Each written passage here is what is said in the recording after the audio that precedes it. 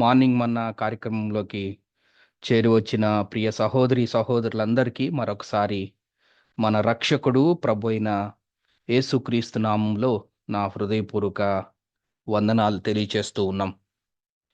దేవుడు మన జీవితాల్లో మరొక నూతన దినాన్ని అనుగ్రహించి ఉదయకాల సమయమందు ఆయన సన్నిధిలోకి వచ్చి ప్రార్థించటానికి దేవుడు చూపిన మహాకృపకై మనం దేవునికి ఎంతైనా వందనస్తులమై ఉన్నాం. ఈ ఉదయకాల సమయమందు మన వరుస ధ్యానాల్లో తెస్సలోనిక రాసిన మొదటి పత్రికని మనము వరుస ధ్యానాలుగా మనం ధ్యానం చేస్తూ ఉన్నాం. అందులో ఈ ఉదయకాలం మందు మనం చదువుకుందాం. తెస్సలోనిక రాసిన మొదటి పత్రిక మొదటి అధ్యాయం 4వ వచనాన్ని మనం చదువుకుందాం. మొదటి అధ్యాయం 4వ వచనం. ఏలయనగా దేవుని వలన ప్రేమింపబడిన సహోదరులారా. వాక్య సహాయం కోసం చిన్న ప్రార్థన చేసుకుందాం. ప్రేమగల తండ్రి, చదవబడ్డ లేఖన భాగంలో దీవించండి. ఉదయకాలం మందు చేరువచ్చిన మా అందరికీ కావలసిన శ్రేష్టమైన ఆహారాన్ని మీరే పలికించి అందించమని, మీ పరిశుద్ధాత్మ సహాయం నింపుదల నడిపింపుతో మమ్మల్ని తృప్తిపరచమని యేసునామమున స్తోత్రం చెల్లించి ప్రార్థన చేసి వాక్యాన్ని ధ్యానం చేస్తున్నాం తండ్రి. ఆమేన్. ప్రియ సహోదరి సహోదరులారా, మనము అపోస్తలుడైన పౌలు తెస్సలోనికే రాసిన మొదటి పత్రికను మనము వరుస ధ్యానాల్లో ధ్యానం చేసుకుంటూ వస్తూ ఉన్నాం. ఇందులో భాగంగా తెస్సలోనిక రాసిన పత్రిక అంశాల్లో భాగంగా తెస్సలోనిక సంఘ స్థాపనలో అక్కడికి వెళ్ళిన సువార్తికులు అనగా పౌలు, శీల, తిమోతి జీవితములో జరిగిన 12 అంశాలని మనం ఒక్కొక్కటిగా ధ్యానం చేస్తూ ఉన్నాం. అంటే తెస్సలోనికే అనే సంఘం ఒకటి స్థాపించటానికి, అంటే సువార్త ప్రకటించటానికి, ఆత్మలు రక్షించడానికి అక్కడికి వెళ్ళినప్పుడు ఆ సువార్తీకులు, అంటే ఆ సంఘ స్థాపన కార్యక్రమంలో సువార్తీకుల జీవితంలో జరిగిన 12 అంశాలు. అందులో మొదటిది ఆ తెస్సలోనిక సంఘ స్థాపనకు సువార్తీకుల యొక్క ఏర్పాటు. పౌలు, శీల, తిమోతిల యొక్క ఏర్పాటు ఏ విధంగా ఉందో గతంలో మనం జ్ఞాపకం చేసుకున్నాం. రెండవదిగా సువార్తలో సువార్తీకులకు పరిశుద్ధాత్ముని యొక్క సహాయము, లేదంటే పరిశుద్ధాత్ముని యొక్క నడిపింపు ఏ విధంగా ఉందనేది రెండవ అంశముగా మనం జ్ఞాపకం చేసుకున్నాం. మూడవ అంశముగా సువార్తలో పౌలు, శీల, తిమోతిల యొక్క ప్రవర్తన ఏ విధంగా ఉందో గత వారం వరకు మనం జ్ఞాపకం చేసుకున్నాం. నేడు 4వ అంశంగా తెస్సలోనిక సంఘ సువార్తలో సువార్తికుల యొక్క మాట, వాళ్ళ యొక్క మాట ఏ విధంగా ఉందో నేటి ఉదయకాల సమయమందు మనం జ్ఞాపకం చేసుకుందాం. అందులో భాగంగానే మనము మొదటి అధ్యాయం, తెస్సలోనిక రాసిన మొదటి పత్రిక మొదటి అధ్యాయం 4వ వచనాన్ని మనం చదువుకున్నాం. ఏలయనగా దేవుని వలన ప్రేమించబడిన సహోదరులారా అనే మాటని ఈ ఉదయకాల సమయమందు మన వాక్య ధ్యానానికి సహాయకరంగా చదువుకున్నాం. అంటే ఇక్కడ పత్రిక రచయిత అయిన పౌలు సువార్త ప్రకటించి, ఆత్మలు రక్షించి, సంఘాన్ని స్థాపించి, కొన్ని కారణాల రీత్యా సంఘములు ఆ ఊరికి దూరంగా ఉండి సంఘాన్ని బలపరచటానికి ఆయన రాస్తున్న పత్రికలో ఆయన తోటి సహోదరులను, లేదంటే సంఘములో తెస్సలోనిక సంఘములో ఉన్న ఆ విశ్వాసులను సంబోధిస్తున్నప్పుడు ఆయన వాడిన బాట మాట తీరును మనం గమనిస్తే సహోదరులారా అనే మాటని మనం గమనించవచ్చు. మరి ఏంటి సువార్తలో సువార్తీకుల యొక్క మాట సహోదరులారా అన్నదానికే వీళ్ళ మాట గురించి ఇంత ప్రస్తావన ఎందుకు వస్తుంది అంటే, మరి తోటి సహోదరుని, తోటి విశ్వాసుల్ని మనం ఏ విధంగా మాట్లాడాలి అనేది ఒక పాఠం. నేటి ప్రస్తుత క్రైస్తవ విశ్వాసుల సంఘాలకి ఇది ఖచ్చితంగా పాఠమే. సంఘములో అందరూ సహోదరులే. ఆయా పనుల రీత్యా, ఆయా బాధ్యతల రీత్యా పరిశుద్ధాత్ముడు కొంతమందిని పెద్దలుగాను, నాయకులుగాను, పరిశుద్ధాత్ములుగాను, పరిచారకులుగాను ఆయన లేవనెత్తుకుంటాడు. అంత మాత్రాన అది పదవులో, లేదంటే హోదాలో సపరేషను, వాళ్ళు వేరు వీళ్ళు వేరు, వాళ్ళ హోదా వీళ్ళ హోదా, వాళ్ళ ఘనత వీళ్ళు ఘనత, వాళ్ళు వేరు వీళ్ళు వేరు, వాళ్ళు దేవుని చేత ఏర్పరచబడిన వాళ్ళు వీళ్ళు, అలాంటి ఆ భేదము, ఆ తారతమ్యము సంఘాలలో ఉండకూడదు. అందరూ సహోదరులే. మరి పౌలు ఎంతటి వాడు? తెస్సలోనికే సంఘములో ఉన్న విశ్వాసులు ఎంతటి వారు అని మనం కూడా ఇప్పుడు పోల్చుకుంటే ఖచ్చితంగా అన్ని విషయాల్లో మాట తీరులో, మాదిరికరంలో, సువార్తలో, అంకిత భావంలో తమ జీవితాలను అంకితం చేసుకోవటంలో పౌలు అందరికన్నా ఉన్నతమైన, అత్యున్నతమైన స్థానంలో ఉంటాడు. ఒకవేళ మనము ర్యాంకింగ్స్ ఇవ్వగలిగాల్సిన పరిస్థితి వస్తే, ఒకవేళ మనము ర్యాంకింగ్స్ ఇవ్వగలిగాల్సిన పరిస్థితి వస్తే, పౌలుకి మొదటి ర్యాంక్ ఇస్తాం. ఆ తర్వాత సీలకో, తిమోతికో ఇస్తాం. ఆ తర్వాత తెస్సలోనిక సంఘంలో మంచి పరిచర్య చేసే వాళ్ళకో వాళ్ళకిస్తాం. కానీ ఇక్కడ పౌలు సంఘములో ఉన్న తోటి విశ్వాసులను సంబోధిస్తున్నప్పుడు ఆయన వాడిన మాట సహోదరులారా. ఈ మాట ఒక్కసారి కాదు. మీరు స్క్రీన్ మీద గమనిస్తే సమయం లేదు కాబట్టి అన్నీ కలిపి ఒక్కసారే మనం జ్ఞాపకం చేసుకుందాము. స్క్రీన్ మీద మీరు గమనించినట్లయితే తెస్సలోనికే రాసిన మొదటి పత్రికలోనే మనం రెండో పత్రిక కూడా వెళ్తలే. అప్పుడప్పుడు రెండో పత్రికలో ఉన్న 1, 2 వచనాలు కూడా మనం జ్ఞాపకం చేసుకుంటూ ఉన్నాం.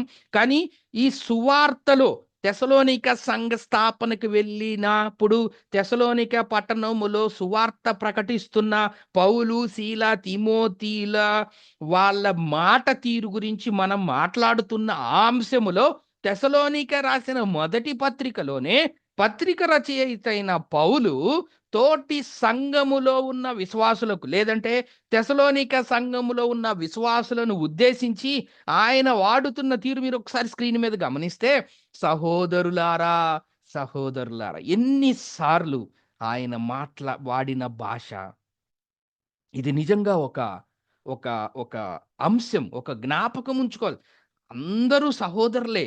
ఇక్కడ తెస్సలోనిక రాసిన మొదటి పత్రిక, మొదటి అధ్యాయం 4 వచనములో సహోదరులారా అని సంబోధిస్తూ ఉన్నాడు. ఇక అన్ని తెస్సలోనిక మొదటి పత్రిక కాబట్టి ప్రతిసారి మనము తెస్సలోనిక అని చెప్పుకోకుండా అధ్యాయం, వచనం చూసుకుందాం. రెండవసారి మనం జ్ఞాపకం చేసుకుంటే రెండో అధ్యాయం మొదటి వచనములో సహోదరులారా అని సంబోధిస్తున్నాడు. రెండో అధ్యాయం 9వ వచనంలోకొచ్చేసరికి సహోదరులారా అని సంబోధిస్తూ ఉన్నాడు.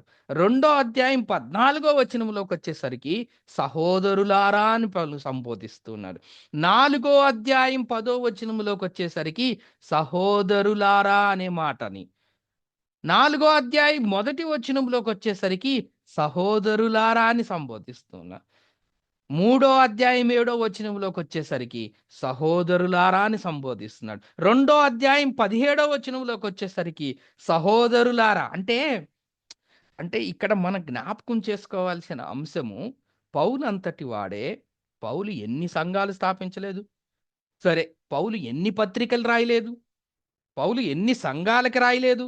కొలసీ సంఘానికి, ఎఫెసీ సంఘానికి, ఫిలిప్పీ సంఘానికి, తెస్సలోనిక సంఘానికి, రోమా, కొరింథీ ఎన్ని రాయలేదు ఆయన. ఆయన ఒక పర్టిక్యులర్‌గా ఒక సంఘములో విశ్వాసుల్ని అని కాదు. ఆయన అందరిని అలానే సంబోధించాడు. సమానత్వం, సమానత్వం, తగ్గింపుతనం, తోటి సహోదరులందరినీ కలుపుకొని పోయేతనం, ప్రభువు దగ్గర అందరము ఒకటే అనే భావన కలిగించే విధానం. ఈ మాటలు మనకి స్పష్టంగా అర్థమవుతుంది. రెండో అధ్యాయం 17వ వచనంలో కూడా ఆయన సహోదరులారా అని సంబోధిస్తున్నాడు. నాలుగో అధ్యాయం 13వ వచనంలో కూడా ఆయన సహోదరులారా అని సంబోధిస్తున్నాడు. ఐదో అధ్యాయం మొదటి వచనంలోకి వచ్చేసరికి ఆయన సహోదరులారా అని సంబోధిస్తున్నాడు. ఐదో అధ్యాయం 4వ వచనంలోకి వచ్చేసరికి ఆయన సహోదరులారా అని, ఐదో అధ్యాయం 12వ వచనములో సహోదరులారా, ఐదో అధ్యాయం 14వ వచనంలో సహోదరులారా, ఐదో అధ్యాయం 25వ వచనంలో సహోదరులారా. కేవలం తెస్సలోనిక రాసిన మొదటి పత్రికలోనే 14 సార్లు తెస్సలోనిక సంఘములో ఉన్న విశ్వాసులను సంబోధించవలసి వచ్చినప్పుడు, ప్రస్తావించవలసి వచ్చినప్పుడు, వాళ్ళ గురించి రాయవలసి వచ్చినప్పుడు ఆయన వాడిన ఒక పదము సహోదరులారా. అందుకే వి ఆర్ బిలీవర్సెస్. మనం విశ్వాసులము. మన విశ్వాసములో ఉన్న సంఘములో ఉన్న వాళ్ళందరము సహోదరులము. ఇది నిజంగా ఒక అంశం. సంఘములో తోటి సహోదరుని మనం ఏ విధంగా పలకరించాలి. కొంతమంది నీ నా అనుభవంగా చెప్తున్నాను అంతేగాని విమర్శ కాదు. కొంతమంది వయసు పెద్దగా ఉంది గదా అని చిన్నవాళ్ళని అరేయ్! తురేయ్! ఇక వాళ్ళ అంటే ఇంట్లో ఓకే.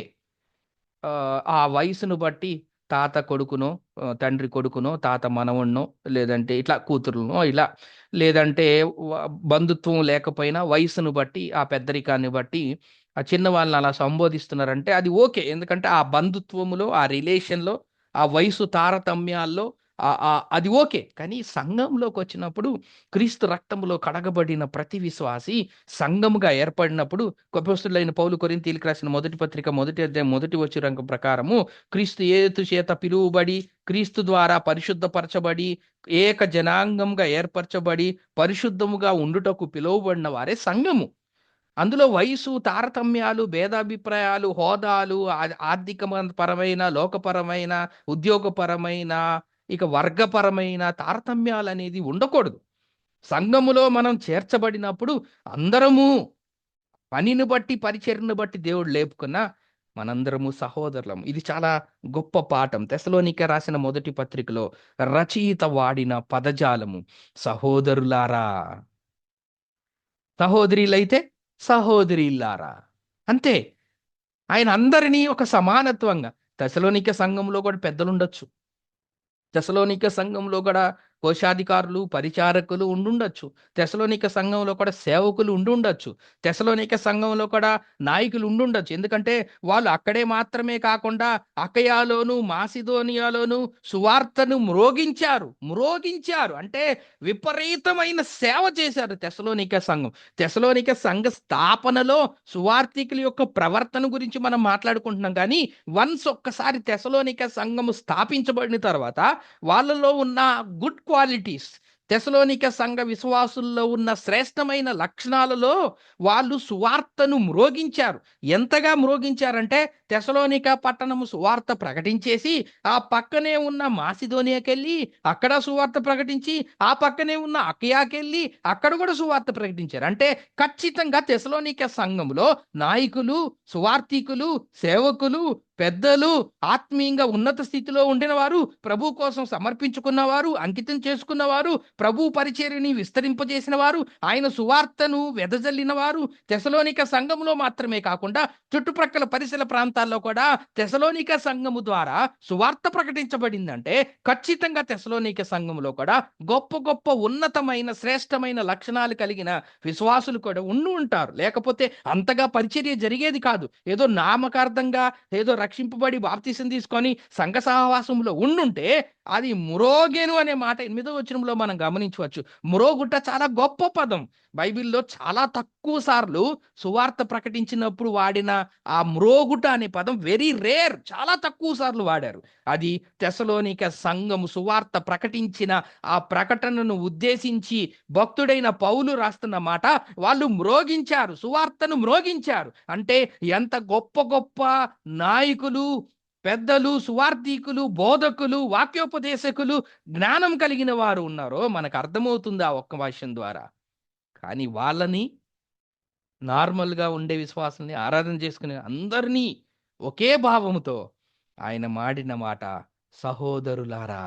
దీన్ని ఇంకా చాలా సుదీర్ఘంగా విత్ ఎగ్జాంపుల్స్‌తో ప్రెజెంట్ సంఘాల్లో జరుగుతున్న లైవ్ ఎగ్జాంపుల్స్‌ని ఈ మాటలతో పోల్చుకొని ఇంకా వివరంగా చెబితే చాలా మందికి ఇంకా అర్థమవుతది. కానీ మనం సుదీర్ఘంగా ఈ మాట మీద ధ్యానం చేయటం లేదు కానీ మనం దాటి వెళ్ళిపోదాం. కాబట్టి ప్రియ సహోదరి సంఘంలో నాయకులైన, పెద్దలైన, పరిచారకులైన, కోశాధికులైన, సేవకులైన దేవునిలో పనిని బట్టి తారతమ్యం ఉంటుంది. కానీ సంఘంలో మనందరము సహోదరులమే అనే బాటను, సహోదరులమే అనే అంశాన్ని ఈ అంశము ద్వారా మనం జ్ఞాపకం చేసుకోవాలి. కాబట్టి తెస్సలోనిక సంఘ స్థాపనలో అక్కడ పరిచర్య చేసిన పౌలు, శీల, తిమోతి తోటి విశ్వాసులను, లేదంటే ఏ ప్రాంతంకెళ్ళి సువార్త ప్రకటించాలనుకుంటున్నారో ఆ ప్రాంతము సువార్త ప్రకటించబడి సంఘం ఏర్పడిన తర్వాత సహోదరులతో వాళ్ళ మాట తీరుని ఈ ఉదయకాలమందు మనం గమనించవలసిన వారంగా ఉన్నాం. అంత మాత్రమే కాదు కానీ అక్కడే మనము మరొక మాటను కూడా మనం జ్ఞాపకం చేసుకుంటే మొదటి మాట, మొదటి వచనం, మొదటి అధ్యాయం మొదటి వచనం, మొదటి మాట అయిపోయింది. సహోదరులారా అనే మాటని మనం జ్ఞాపకం చేసుకున్నాము. ఇందులోనే రెండవ మాటగా మనం ముందుకు సాగి వెళ్దాం. మొదటి మాట, తండ్రి అయిన దేవుని యందును ప్రభు అయిన యేసుక్రీస్తునందును ఉన్న తెస్సలోనిక సంఘమునకు అనే మాటను మనం చూస్తున్నాం. అంటే వాళ్ళు ఎంతగా ప్రభువుని లేదంటే విశ్వాసం హెచ్చిస్తున్నారు. మీరేం విశ్వాసులయ్యా, మీరు మార్పు చెందలేదు, మీరు కేవలం బాప్తీసం తీసుకున్నారే, ఎన్నిసార్లు చెప్పాలయ్యా మీకు, ఎన్నిసార్లు మేము ఇక్కడ మీ దగ్గరికి వచ్చి వార్త ప్రకటించినప్పుడు, ఎన్నిసార్లు మీ సంఘంలో మేము బోధ చేసినప్పుడు, మీరు అసలు వాక్యంలో లేరే, మీరు అసలు ప్రభువుకి అంకితంగా ఉండరే, మీరు బైబిల్ క్లాస్కి రారే, మీరు విజ్ఞాపనలకు రారే, మీరు ఆరాధనకు సరిగా రారే, లేటుగా వస్తారే, మీ విశ్వాస జీవితం బాలేదే, ఇట్లా క్రిటిసైజంగా, విమర్శనాత్మకంగా, అంటే వాళ్ళు అలా ఉండి ఉండకపోవచ్చు. వాళ్ళు కూడా ప్రభువులో ఘనంగా ఉండి ఉండొచ్చేమో. వాట్ ఎవర్ ద రీజన్, కారణం ఏదైనా అయి ఉండొచ్చు. కానీ వాళ్ళని సంబోధిస్తున్నప్పుడు, తెసలోనిక సంఘమును ప్రస్తావిస్తున్నప్పుడు, తెసలోనిక సంఘములో ఉన్న విశ్వాసులను జ్ఞాపకం చేస్తున్నప్పుడు, ఆయన వాడిన మాట, మీరు ఎవరు అంటే తెసలోనిక సంఘం వారు. ఈ తెసలోనిక సంఘం వారు ఎవరు అంటే ప్రభువైన యేసుక్రీస్తు నందు ఉండిన వారు. వీళ్ళు ఎవరు అంటే తండ్రి అయిన దేవుని యందు ఉండినవారు. ఎంత ఘనంగా, ఎంత గొప్పగా పౌలు తెసలోనిక సంఘమును గురించి, తెసలోనిక సంఘములో ఉన్న విశ్వాసులను గురించి ఆయన ప్రభు మహిమార్థం పలుకుతున్నమాట. ఇప్పుడు మనము, నేనే ఇంకో విశ్వాసిని గురించి పలానా నా గురించే చెప్పుకుందాం. శ్రీకాంత్ ఎలాంటి వాడు అని ఎవరన్నా అడిగితే, ఆహా! శ్రీకాంత్ ఏముందిలే బ్రదర్, ఫస్ట్ మాట. లేదంటే నేనే ఎవరినైనా చెప్పాలనుకో, పలానావి ఏముందిలే బ్రదర్, వాక్యం బాగా ఇట్లా. అంటే ఫస్ట్ మనం మాట్లాడే మాట ఆహ్, మంచితో పాటు చెడు, లేదంటే చెడుతో పాటు మంచి. కానీ ఇక్కడ భక్తుడు, రచయిత అయిన పౌలు తెసలోనిక సంఘం గురించి ప్రస్తావిస్తున్నప్పుడు ఆయన మాట్లాడిన మాట చాలా గొప్ప మాట. ఒక సంఘము గురించి సాక్ష్యం అనుకోండి. ఒక సంఘం గురించి ఆయన ఒపీనియన్ అనుకోండి. సో, ఒక సంఘం గురించి ఆయన మనసులో ఉన్న టక్కుమని చెప్పంగానే, ఆ పౌలన్న, తెస్సలోనిక సంఘం మీ దృష్టిలో ఏంటి అంటే ఆయన చెప్పిన మాట, వాళ్ళు ప్రభు అయిన యేసుక్రీస్తునందు ఉండినవారు. వారు తండ్రి అయిన దేవుని యందు ఉండినవారు. తెస్సలోనిక సంఘం అంటే ఏమనుకుంటున్నారు మీరు? మామూలు విషయమా అని చెప్తున్నట్టుగా ఉంది. అంటే మన వాడుక భాషలో మనం మాట్లాడుకుంటే, ఇప్పుడు నన్నే పలానా ఊర్లో ఆ సంఘం గురించి ఏంటి అంటే, ఆ సంఘమా అన్నట్లుగా అంటే ఆ మాట తీరు. కానీ పౌలు చాలా ఘనంగా, చాలా ఉన్నతంగా తెస్సలోనిక సంఘాన్ని హెచ్చిస్తున్నట్లుగా చూస్తున్నాం. ఎందుకంటే వాళ్ళు అంత గొప్పగా తెస్సలోనిక సంఘం కట్టబడింది. వీళ్ళు ప్రభువైన యేసుక్రీస్తునందు ఉన్నారు. ప్రభువైన యేసుక్రీస్తునందున్నారు వీళ్ళు. వీళ్ళు మామూలు సంఘం కాదు. వీళ్ళు మామూలు విశ్వాసులు కాదు వీళ్ళు. వీళ్ళు యేసుక్రీస్తునందు ఉన్నవారు. ఆ సాక్ష్యం మన సంఘాలకి అవసరం. ఫలానా ఎక్స్ సంఘం. యేసుక్రీస్తునందు ఉన్న సంఘం. యేసుక్రీస్తునందు ఉన్న సంఘం అనగా యేసుక్రీస్తే వాక్యం, వాక్యమే యేసుక్రీస్తు. అంటే అర్థం వాక్యానుసారమైన సంఘ క్రమాల్ని నడిపించుకుంటున్న సంఘం. అది మనకు రావాల్సిన టైటిల్. ఎన్ని బిల్డింగులు, ఎన్ని ఫ్లోర్‌లు, ఏ ఏ మెటీరియల్ వాడాము, ఏసీ చర్చా, నాన్ ఏసీ చర్చా, ఎంతమంది జనాలొస్తున్నారు, ఎంత కానుకలొస్తున్నాయి, ఎంతమందున్నారు, ఎంతమంది ఇవి లోకములో మనుషులు పరంగా మానవ జ్ఞానానికొచ్చే ఆలోచనలు. కానీ మనకు రావాల్సిన టెస్ట్ మనీ, మనకు రావాల్సిన సాక్ష్యం, మన సంఘానికి రావాల్సిన ముద్ర, మన సంఘానికి రావాల్సిన టైటిల్, మన సంఘానికి రావాల్సిన బిరుదు. ఈ లోకంలో చాలా బిరుదులున్నాయి. XYZ అని. చాలా ఉన్నతమైన బిరుదు, ఒక బిరుదు ఉంది. ఆ బిరుదొస్తే మీడియా మొత్తం మోగిపోతది. కానీ అన్ని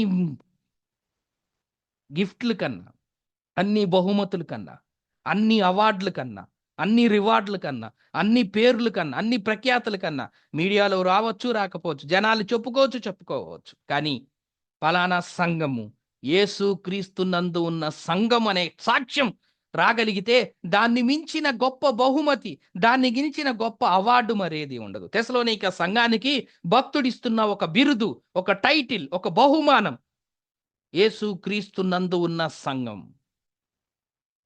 అంటే వాక్యము మీద ఉన్న సంఘం. అంటే వాక్యముతో నింపుకున్న సంఘం. అంటే వాక్యానుసారంగా జీవిస్తున్న సంఘం. అంటే వాక్యాన్ని లోకానికి చూపిస్తున్న సంఘం. అంటే వాక్యం అనే వెలుగును అన్ని జనులకు ప్రకటిస్తున్న సంఘం. అందుకే భక్తుడైన పౌలు అందుకే ప్రకటన గ్రంథంలో అంటే ఒక్క అక్షరం కూడా తప్పు కాదండి బైబిల్‌లో. అది బైబిల్‌లో చెప్తుంది. ఒక్క అక్షరం కూడా, ఒక్క సున్నా కూడా తప్పు కాదు. దాన్ని కలపటం గాని, తీసివేయటం కూడా చేయకూడదు. మరి భక్తుడు పౌలు తెస్సలోనిక సంఘం గురించి ప్రస్తావిస్తూ, యేసుక్రీస్తునందున్న వారు వీళ్ళు. వీళ్ళు జాగ్రత్త. వీళ్ళు మామూలోళ్ళు కాదు. వీళ్ళు ఊరికే అలా మునిగేసి రక్షింపబడి మేము క్రైస్తవులమండి అని చెప్పుకునేవారు కాదు. మళ్ళీ లోకంలోకి వచ్చి లోకంలో చేసే పనులు చేసేవారు కాదు. ఈర్ష్య శరీర కార్యాలతో నిండిన వారు కాదు. ప్రభు నామానికి అవమానం కలిగించేవారు కాదు. వీళ్ళు యేసుక్రీస్తునందుండిన వారు, తండ్రి అయిన దేవుని అందుండిన వారు ఈ తెస్సలోనిక సంఘము అని ఆయన ఒక హెచ్చరిక. ఇందులో మనం ఏదో జనరల్గా ఏదో అలా చదువుకుంటూ పోతాం కానీ, ఏదో పౌలు పత్రిక రాస్తూ ఆరంభంలో ప్రియమైన సహోదరులారా, మనం కూడా బల్ల దగ్గరికి వెళ్ళి ప్రార్థన చేయాల్సి వచ్చినా, వాక్యం చెప్పాల్సి వచ్చినా, ప్రకటన చేయాల్సి వచ్చినా, లేదంటే ఇంకేదైనా మాట్లాడాల్సి వచ్చినా, చేరువచ్చిన అందరికీ వందనాలు అని సహృదయంగా ప్రేమపూర్వకమైన మాటలు ఏమైనా పలికాడేమో అని మనం అనుకోవచ్చు. కానీ ఈ లోకంలో మనము ఇలాంటి ఆన్లైన్ల ద్వారా మైకుల దగ్గర, ప్రార్థనల దగ్గర, వాక్యం దగ్గర, ప్రకటనల దగ్గర, నడిపించే దగ్గర మనం ఏదో మాట్లాడచ్చేమో కానీ, ప్రియమైన సహోదరులారా వందనాలని, ఇది కేవలం బైబిల్ గ్రంథంలో రాయబడింది. ఇందులో ఒక అక్షరమైన తప్పు లేదు. భక్తుడు తెస్సలోనిక సంఘం గురించి ప్రస్తావిస్తున్నప్పుడు ఆ సంఘము ప్రభు అయిన యేసుక్రీస్తు నందు ఉంది అని అంత కరాఖండిగా మొదటి వచనంలో చెప్పాడంటే, వాళ్ళలో ఉన్న శ్రేష్టమైన లక్షణాల్ని మనం జ్ఞాపకం చేసుకోవాల్సిన అవసరం ఎంతైనా ఉంది. అంటే ఒక ఒక భక్తుడు ఇంకొక తోటి సంఘంలో ఉన్న విశ్వాసాలను సంబోధిస్తున్నప్పుడు వాళ్ళ మాట ఎంత గొప్పగా, ఎంత ఘనంగా, వాళ్ళని ఎంత హెచ్చించే విధంగా, ఎంత ఉన్నతంగా ఉంది, ఎంత ప్రోత్సాహకరంగా వాళ్ళ మాటలు ఉన్నాయి అనేది సువార్తికుల మాట తీరును బట్టి మనం జ్ఞాపకం చేసుకోవచ్చు. అక్కడే 2వ అధ్యాయం 3వ మాటగా మనం జ్ఞాపకం, మొదటి మాట సహోదరులారా అనే మాటను చూస్తున్నాం. రెండో మాట వాళ్ళు యేసుక్రీస్తునందు ఉన్నారు.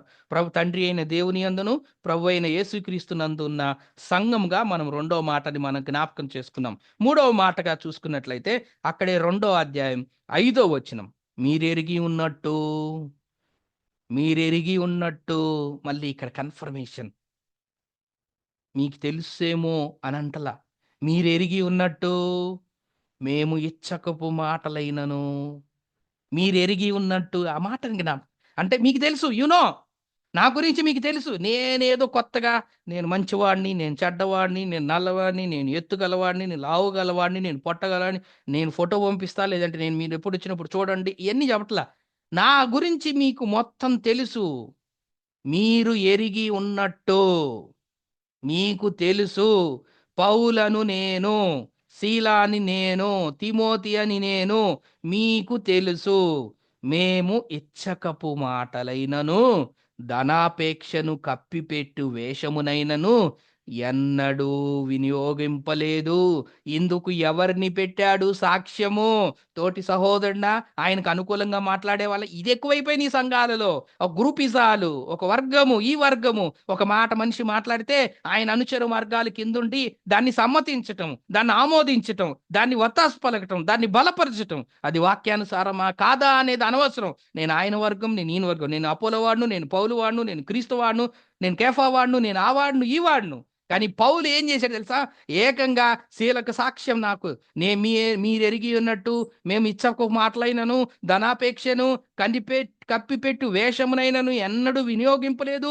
దీనికి సాక్ష్యం శీల, దీనికి సాక్ష్యం తిమోతి, దీనికి సాక్ష్యం తెస్సలోనిక సంఘంలో ఉన్న పలానా ఎక్స్ అనే సహోదరుడు, పలానా వై అనే సహోదరి అని ఆయన సాక్ష్యం చెప్పలా. ఆయన ఏకంగా ఈ లోక రక్షకుడు మనందరి కోసం తన ప్రాణాన్ని సిలువలో పెట్టి మనల్ని విమోచించి, ఆయన తిరిగి లేచిన ద్వారా మనందరిని విమోచించిన ఆ సృష్టికర్త అయిన దేవుణ్ణే సాక్ష్యంగా పెట్టాడు.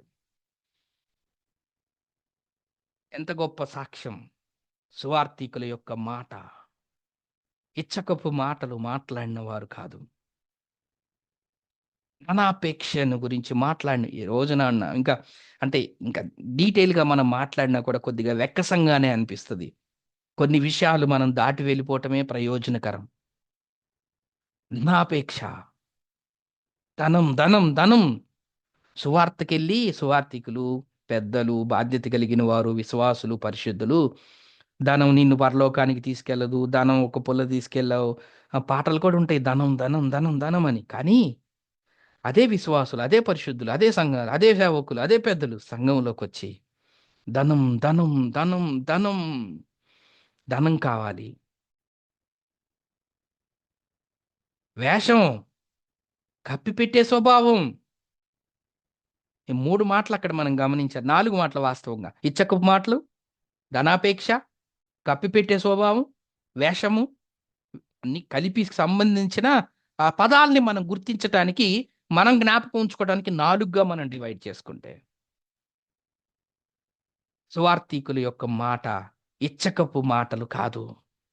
వాళ్ళ మాటలు ధనాపేక్షకు సంబంధించిన మాటలు కాదు. వాళ్ళ మాటలు వేషపూరితమైన మాటలు కాదు. వాళ్ళ మాటలు కప్పిపెట్టి చెప్పే మాటలు కాదు. అందుకు వాళ్ళు పెట్టిన సాక్ష్యం వీడియో రికార్డింగ్ కాదు, జూమ్ రికార్డింగ్లు అంతకన్నా కాదు, వాయిస్ రికార్డింగ్లు అంతకన్నా కాదు, ఫొటోస్ అంతకన్నా కాదు, మనుషుల సాక్ష్యం అంతకన్నా కాదు. వాళ్ళు పెట్టిన సాక్ష్యం దేవుడు. నా జీవితం వాక్యం వింటున్న అందరికీ తెలియకపోవచ్చు. నా జీవితం సంఘములో ఉన్న వాళ్ళకి తెలియకపోవచ్చు. నా జీవితం కుటుంబంలో ఉన్న వాళ్ళకి తెలియకపోవచ్చేమో కానీ నా జీవితం సమస్తము ఎరిగిన వాడు. ఈయనెవరో నేను చేసినవి అన్నీ చెప్తున్నాడు అని వ్యభిచారంలో పట్టబడిన స్త్రీ, సమరయ్య స్త్రీ వీళ్ళందరూ చెప్తున్న మాట.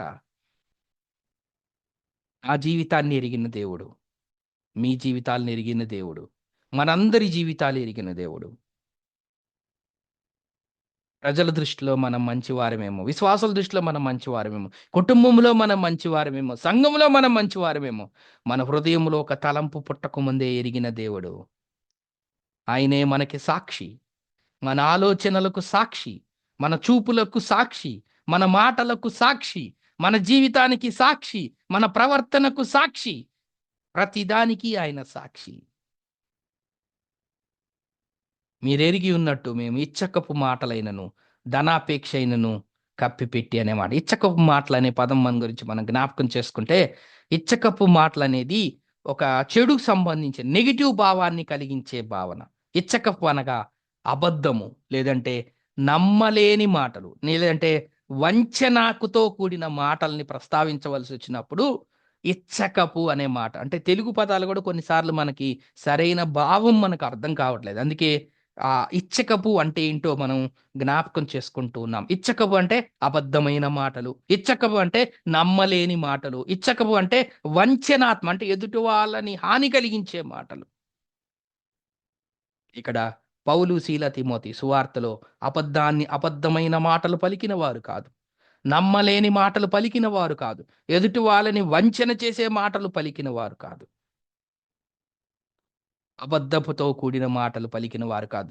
బైబిల్ గ్రంథంలో అనేక మాటలు స్క్రీన్ మీద మనం ఎన్ని జ్ఞాపకం చేసుకోవాల్సిన అవసరం లేదు కానీ జనరల్‌గా అంశంతో మనం జ్ఞాపకం చేసుకుంటున్నాం కాబట్టి, ఈ మాటలు మనం జ్ఞాపకం చేసుకుంటే అబద్ధపు మాటలు, చెడ్డ మాటలు, మూర్ఖపు మాటలు, విస్తారమైన మాటలు, వేషధారణ మాటలు, వ్యర్థమైన మాటలు, కత్తిపోతి వంటి మాటలు, నొప్పించే మాటలు, గర్వపు మాటలు, మోసపు మాటలు, విమర్శించే మాటలు, డంబపు మాటలు, కొండిగాని మాటలు, వట్టి మాటలు, కుటిలమైన మాటలు, ఇవన్నీ బైబిల్ గ్రంథంలో విత్ రిఫరెన్స్‌లో మనం స్క్రీన్ మీద చూస్తున్నాం. ఇలాంటి మాటలు వాళ్ళు వినియోగించిన వారు కాదు. వాళ్ళు వినియోగించిన వారు కాదు. వేషధారణ జీవితాన్ని వాళ్ళు వినియోగించిన వారు కాదు. అబద్ధాన్ని వాళ్ళు వినియోగించిన వారు కాదు. కప్పిపెట్టే విషయం, ధనాపేక్ష, ధనం కోసం వాళ్ళు ప్రసంగాలు చేసిన వారు కాదు. ధనం కోసం వాళ్ళు సంఘాలని కట్టిన వారు కాదు. మరి పౌలు, శీల, తిమోతి అంటున్నారు. పౌలు తన జీవితంలో చెప్తున్నాడు. నేను దిగంబరిగా ఉన్నాను అంటున్నాడు. అంటే దిగంబరిగా ఉండటం అంటే వస్త్రాలు లేకుండా ఉండటం. అంటే ఆయన నిజంగా వస్త్రాలు లేవా అంటే అట్టి పరిస్థితిలో కూడా ఆయన ప్రయాణం చేయవలసిన పరిస్థితి వచ్చింది సేవలో. భక్తులు అనుభవజ్ఞులు. ఇది నా మాట కాదు కానియండి. అనుభవజ్ఞులు చెప్తున్న మాట. అప్పటిలోనే సౌలుగా ఉన్నప్పుడు ఆయన కోటీశ్వరుడంట. అంటే సౌలు రోమీయుడిగా ఉన్నప్పుడు ఆయనకున్న ఆస్తి విలువ అప్పట్లోనే కోట్లు. మరి ఆయన పౌలుగా మార్చబడిన తర్వాత అనేక ప్రాంతాలు ప్రకటించుకుంటూ సువార్త ప్రకటిస్తున్న క్రమములో ఆయన తినటానికి ఆహారం కూడా లేని పరిస్థితులు. వస్త్రాలు కూడా లేని పరిస్థితులు. చలిలో కూడా పడుకున్న పరిస్థితులు. ఆ! ఇంకా చాలా ప్రధానమైన మాట ఆయనకి బ్యాంక్ బ్యాలెన్స్ ఉండుంటే, ఏటీఎం కార్డులు ఉండుంటే, లేదంటే మూటలో డబ్బులు చుట్టుకొని ఎల్లుంటే, ఆయన రాత్రిపూట డేరాలు కుట్టి పగలు సేవ చేయాల్సిన పరిస్థితి ఏర్పడేది కాదు. ఎందుకంటే ఆయనకి ధనం లేదు కాబట్టి, ఆయన బతకాలి కాబట్టి, ఆయన జీవనోపాధికి అవసరం కాబట్టి, ఆయన కూడా ప్రయాణానికి ఖర్చులు గాని, తినటానికి ఖర్చులు అవసరం కాబట్టి, పగలు సువార్త ప్రకటిస్తూ, రాత్రిపూట డేరాలు కుట్టినవాడు. అంటే ఆయనకున్న కోట్ల ఆస్తి విలువ పోయినట్టే. అంటే ప్రభువు కోసం తన జీవితాన్నే కాదు, ప్రభువు కోసం తన ఆస్తిని కూడా సమర్పించుకున్న గొప్ప భక్తుడు అపోస్తులైన పౌలు. అందుకే మనం జ్ఞాపకం చేసుకుంటే పౌలు జీవితాన్ని క్షుణ్ణంగా అధ్యయనం చేస్తే ఒక కోటీశ్వరుడు రాత్రిపూట డేరాలు కుట్టాల్సిన పరిస్థితి పగలు సువారు. ఆయన సేవకుడు కదా, నా బాగోగులన్నీ మీరే చూసుకోవాలి కదా, నా బాగోగులన్నీ సంఘమే చూసుకోవాలి కదా, నా బాగోగులన్నీ ఎవరైతే ఆహ్వానించారో వాళ్ళే చూసుకోవాలి కదా, నాకు ఆహారం పెట్టాల్సింది వాళ్ళే కదా, నా బాగోగులు చూసాల్సింది వాళ్ళే కదా, నాకు వస్త్రాలు కొనిపించాల్సింది వాళ్ళే కదా, నాకు ధనాన్ని ఇవ్వాల్సింది వాళ్ళే కదా, నాకు కానుకలు ఇవ్వాల్సింది వాళ్ళే కదా అని ఆయన పూర్తిగా వాళ్ళ మీద ఆధారపడలేదు. అవన్నీ తప్పని కాదు. సేవకుల అవసరాలు విశ్వాసలే చూడాలి. అది బైబిల్ గ్రంథం కూడా సెలవిస్తుంది. ఎవరు దాన్ని ఒప్పుకోవట్లేదు కానీ దాన్ని వ్యతిరేకించట్లేదు. కానీ పౌలు ఎవరికి భారం కలగకూడదని తను రాత్రిలు పూట టైం డేరాలు అయిపోయింది. కొట్టుకున్నాడు. అంటే అంత గొప్పగా పరిచర్య చేశాడు. మరి అలాంటి బ్రదర్, ఆయన టైం అయింది. ధనాపేక్ష గురించి మాట్లాడుతున్నవాడు కాదు, కప్పి పెడుతున్నట్లుగా మాట్లాడుతున్నవాడు కాదు, వేషం బ్రదర్, టైం వేసుకుంటున్నట్లుగా అయింది. మాట్లాడుతున్న వారు కాదుగా మనం జ్ఞాపకం చేసుకుంటూ ఉన్నాం. కాబట్టి ప్రియ సహోదరి సహోదరులరా, ఈ మాటలు మనం జ్ఞాపకం చేసుకుంటే అట్టి విషయాల్లో మనం కూడా సువార్థికుల యొక్క మాట తీరును మనం జ్ఞాపకం చేసుకొని మన మాట కూడా ఆ విధంగా ఉండాలని ఈ లేఖన భాగముల ద్వారా జ్ఞాపకం చేసుకుంటూ ఉన్నాం. దేవుడి కొన్ని లేఖన భాగములు మన కొరకు దీవించును కాక. అన్న సమయం కొద్దిగా వందనాలు బ్రదర్, వాక్యం సహోదరులకు వందనాలు తెలియజేస్తూ అన్న కొద్ది సమయం మీరు ప్రార్థన చేసి కూడిక ముగించండి. ప్రేమగల తండ్రి మీరు శ్రీకాంత్ అన్న. ప్రేమగల తండ్రి మీరు అందించిన లేఖన భాగంకే మీకు వందనములు. మేము కూడా మా మాటలు తోటి విశ్వాసులకు మాదిరికరంగా ఉండలాగా మీ సహాయం దయచేయమని యేసునామమున స్తోత్రం చెల్లించి ప్రార్థన చేస్తున్నాం తండ్రి. ఆమేన్.